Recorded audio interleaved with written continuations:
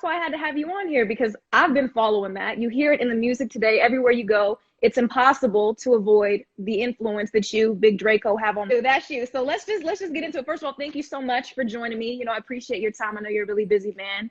Always got somebody in the house shaking some ass, doing some things, new music video, making a collab, all of that. Congratulations on all of your recent success.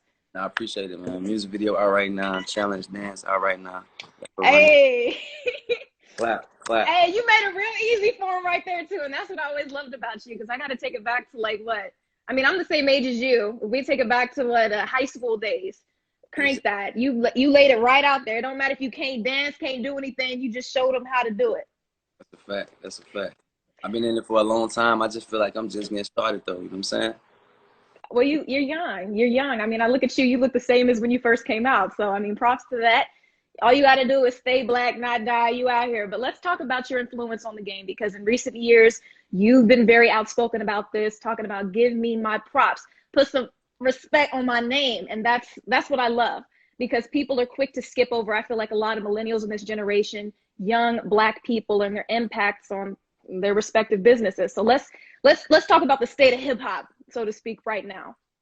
Yeah, man, shout out to all the new artists doing their thing.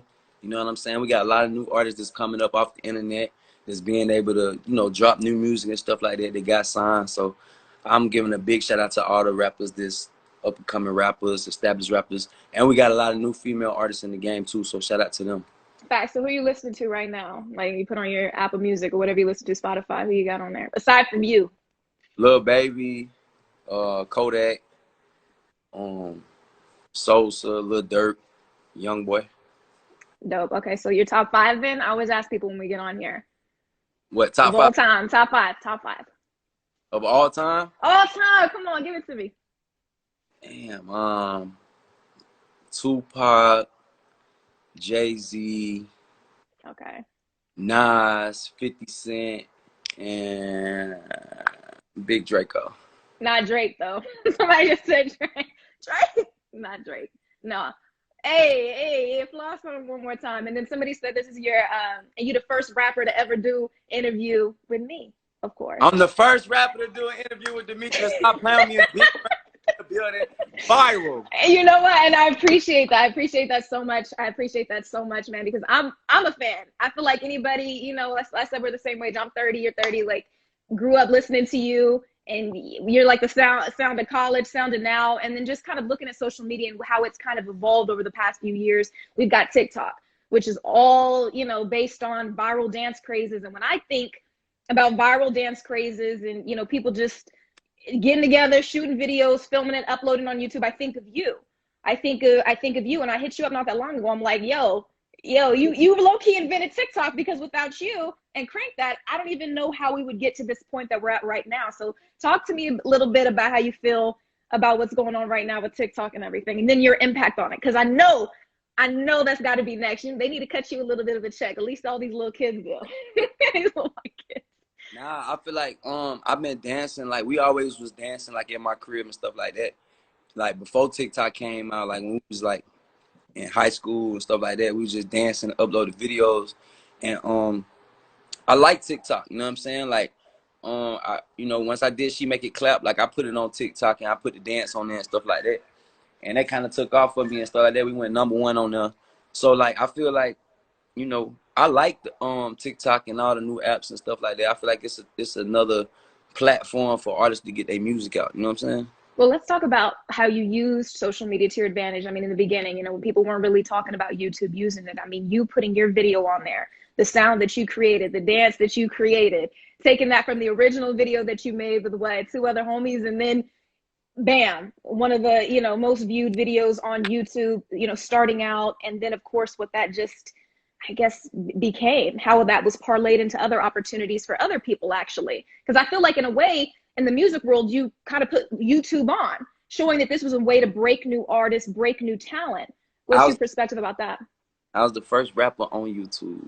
Hey. First YouTube. And I just felt like I couldn't get, like, before I signed my deal, I couldn't get my music on TV and on the radio. And then I felt like YouTube and the internet was kind of like my only outlet. But then even once, like, I got signed, or even before I got signed, like once they start just playing my song on the radio and I start being on TV, like they only play your music video once out the Yeah. 24 hours, and they only play your song one time on the radio, or maybe twice out of 24 hours. When you on YouTube, when you're on the internet, they could look you up at 2 in the morning, 2 in Facts. the afternoon, and they can watch the video 100 times. They can listen to the song 100 times. So I'm like, you know what? It's gonna be cool getting on radio and TV, but I gotta find a way to take over the internet.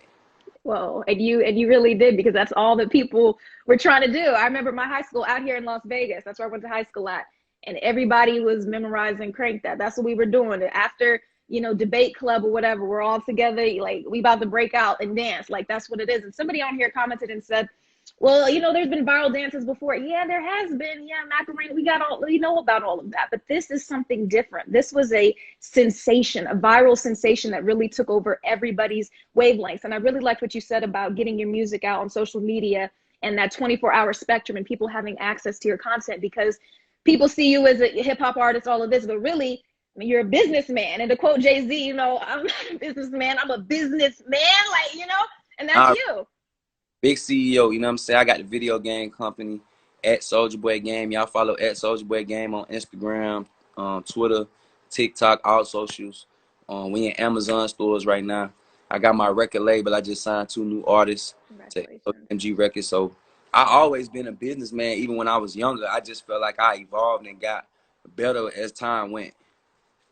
Your hustle is like, it's crazy. And what people credit you for is like kind of laying out the blueprint. No, not kind of, but really laying out the blueprint for a lot of the artists now, and them taking over social media. And something that, I love the background story about you. And, back in the day, we got to take them back to, LimeWire and FrostWire and what you did, the hustle that you had to make your hit. I mean, #1. So let's talk about that a little bit. Just remind people. So for some people who don't know, let them know what you did. Because I mean, and then as a teenager on top of that, that's crazy props for you. Yeah, when I was in like high school, I was like basically took all the songs and like named them another song. Like say like if Michael Jackson was the popping song, or 50 Cent was the popping song, or Britney Spears, I took Crank That and I uploaded to like LimeWire, Bearshare and Yeah. all that, and I changed the name on it. And like when people was downloading the song, once they got the song and they opened the song up, it wasn't 50 Cent or it wasn't No. Britney Spears. It was Soulja Boy. You know what I'm saying? So that's how I got like a lot of fans early starting off, like before MySpace and all that. Yo, so like I'm thinking of hits back then or something. You got like maybe Rihanna or something like Umbrella back then or something, and people think that they're downloading that. And of course, LimeWire, that software where you can get music for free. And then it's you, and it's like, wait, hold on, I kind of like this. Hold on, I got to see what this is about. And so that added to your fan base, because I mean, you've come into like every household, I feel like, across